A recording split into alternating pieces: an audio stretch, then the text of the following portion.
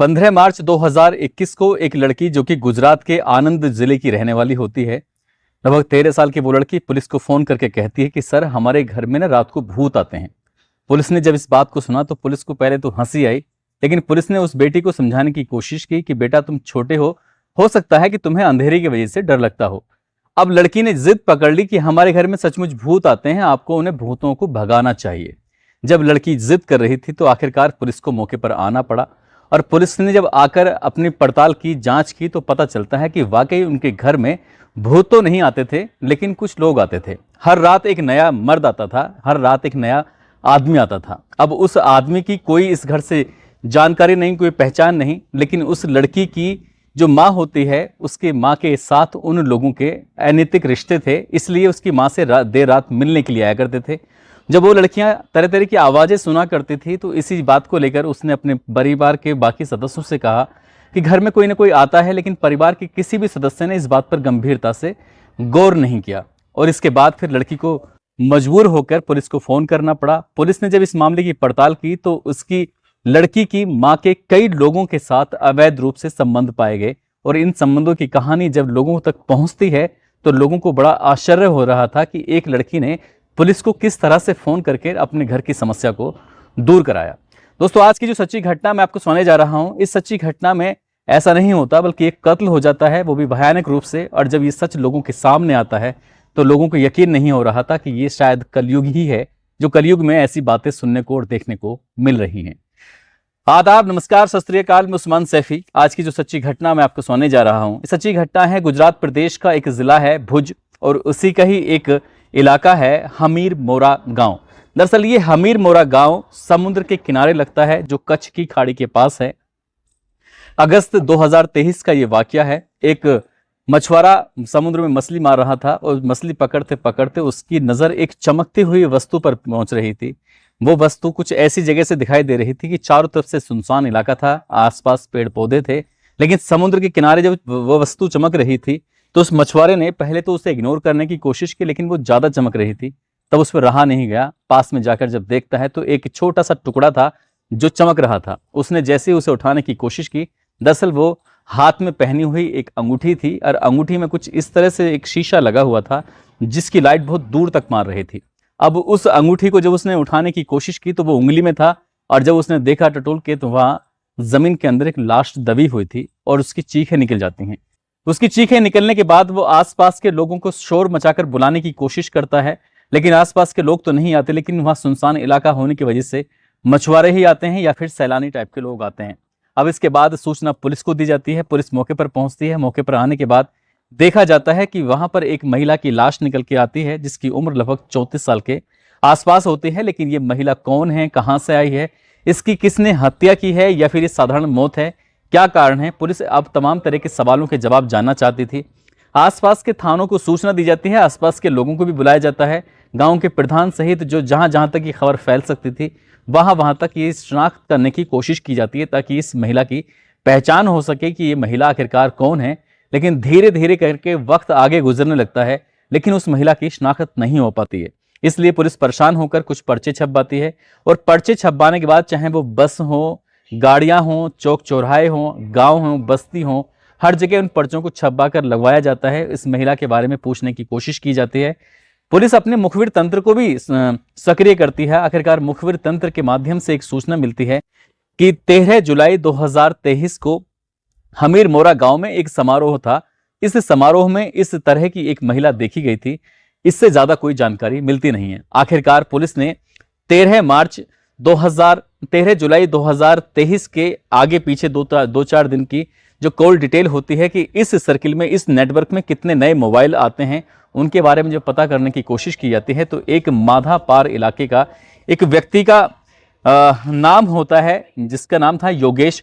योगेश की call detail निकल के आती है। योगेश का नेटवर्क पाया जाता है, उसका एक और साथी होता है, उसकी भी डिटेल पाई जाती है। आखिरकार पुलिस ने उस व्यक्ति को संपर्क में लिया, उससे बातचीत करने की कोशिश की कि एक महिला की लाश मिली है, तुम इस लाश के बारे में क्या जानते हो। तो उस व्यक्ति ने ज्यादा कुछ बताने की कोशिश नहीं की, लेकिन पुलिस ने जब सख्ती से उससे अपने तरीके से पूछताछ करने की कोशिश की तो वो कुछ ही देर में बोल पड़ता है, कहता है कि हाँ, मैं इस महिला को जानता हूं जिसका नाम लक्ष्मी है। लक्ष्मी की उम्र लगभग 34 साल है और वो माधापार इलाके में ही रहती है। अब पुलिस ने जब ये जानने की कोशिश की तो वाकई चौंकाने वाला खुलासा होता है। दरअसल इस महिला की शादी होती है एक साल 2009 में। उसके बाद जब उसका पति से मन भर जाता है तो वो अपने पति को तलाक दे देती है। हालांकि उसको एक बेटी पैदा हो जाती है। उसके बाद फिर वक्त बीत जाता है। साल 2014 में एक बार फिर से वो एक और व्यक्ति से शादी कर लेती है जिसका नाम जितेंद्र भट्ट होता है। और जितेंद्र भट्ट के साथ अपनी बेटी को लेकर एक अच्छी जिंदगी जी रही थी। सब कुछ ठीक ठाक चल रहा था। लेकिन जनवरी 2023 में उसकी एक ऐसे व्यक्ति पर नजर पड़ती है जो व्यक्ति पेंटिंग बहुत अच्छी बनाया करता था। जो पेंट किया करता था लोग उसकी पेंटिंग को देखकर रुका करते थे। तो लक्ष्मी ऐसे ही एक व्यक्ति को निहार रही थी, देख रही थी कि तुम पेंटिंग बहुत अच्छी बनाते हो। 37 साल का वो व्यक्ति जिसका नाम योगेश होता है, योगेश के पास जाकर इसी तरह से दोनों की बातचीत का सिलसिला शुरू होता है और देखते ही देखते इन दोनों में प्यार हो जाता है।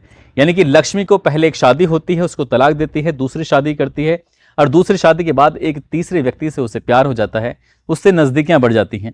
अब ये व्यक्ति योगेश जब इसका मन करता था तब वो उसके घर चला आया करता था और जितेंद्र को ये बात बिल्कुल भी पसंद नहीं आती थी। यानी कि दूसरे पति को ये बुरा लगता था, वो इस बात का विरोध क्या करता था। लेकिन लक्ष्मी ने कहा कि मेरी जिंदगी है, मैं अपनी शर्तों पे जीऊं, तुम मुझे रोकने वाले कौन होते हो।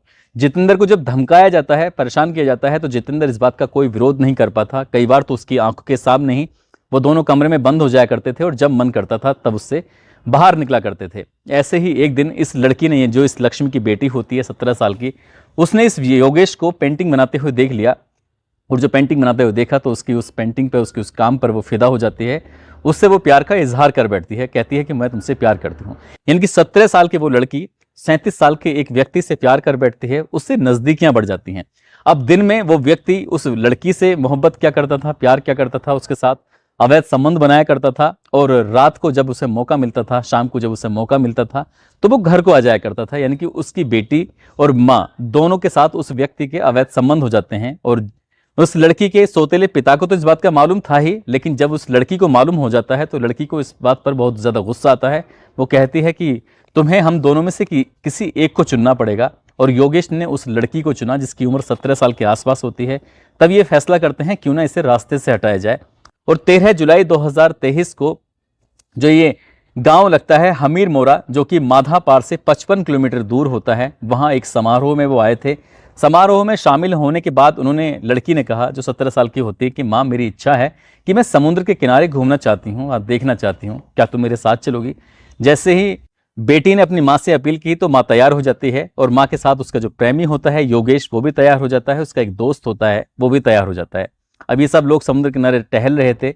इसी बीच में कोई भारी वस्तु उस लक्ष्मी के सिर पर मारी जाती है।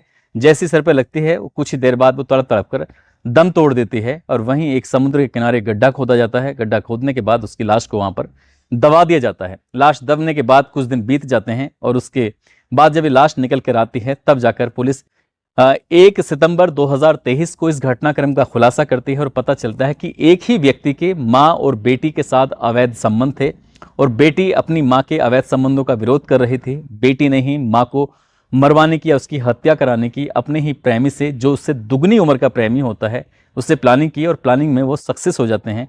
लेकिन कहा जाता है कि क्राइम को कितने भी शातिर तरीके से क्यों ना कर लिया जाए, कातिल कभी बचता नहीं है। इस कहानी में भी कुछ ऐसे ही होता है। देर जरूर हुई थी, 2-2.5 महीने का समय जरूर लगा था, लेकिन कातिल जब सलाखों के पीछे पहुंचे, अखबारों के माध्यम से जब ये खबर लोगों तक पहुंची तो लोगों को यकीन नहीं हो रहा था कि इस कलयुग में कुछ ऐसी खबरें भी सुनने को मिलेंगी कि माँ और बेटी के एक ही व्यक्ति से अवैध संबंध होंगे, जिसमें बेटी अपनी माँ के प्रेमी को बर्दाश्त नहीं कर पाएगी और वो अपनी माँ को अपनी प्रेमी से ही उसे मरवा देगी। दोस्तों, इस पूरे घटनाक्रम को सुनाने का उद्देश्य किसी को परेशान करना नहीं है, किसी का दिल दुखाना नहीं है, बल्कि आपको जागरूक करना है, आपको सचेत करना है। और जाते जाते कुछ लोगों ने नाम लेने की अपील की है, जिसमें रोशनी सिंह है, जयकरण सिंह, रूपेश कुमार, अब्दुल अली, मोहम्मद आसिफ, चंद्रकांत भास्कर, सत्यम यादव, संजीव मुर्मू, अवनी सिंह, सलमान फारसी, मुफीद खान, रुद्र भान, प्रवीण कुमार, लवकुश पाल, पिंटू सिंह, संजय कुशवाहा, राधिका सिंह, नितिन द्विवेदी। आप सब लोग अपना ख्याल रखें, सुरक्षित रहें। जय हिंद, जय भारत।